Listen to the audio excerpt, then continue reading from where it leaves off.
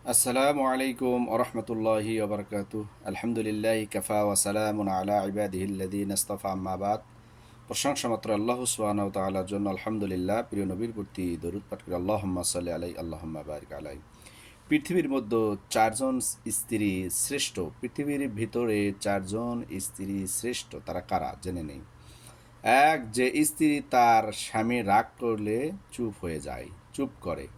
দুই, যে স্ত্রী তার স্বামী কিছু কিনে দিলে তাতে সন্তুষ্ট হয়, তাতে খুশি হয়, তাতে আনন্দিত হয়।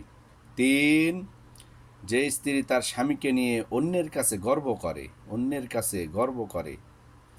চার, যে স্ত্রী তার স্বামীর আয়ের উপর নিজের ইচ্ছের সীমাবদ্ধ রাখে।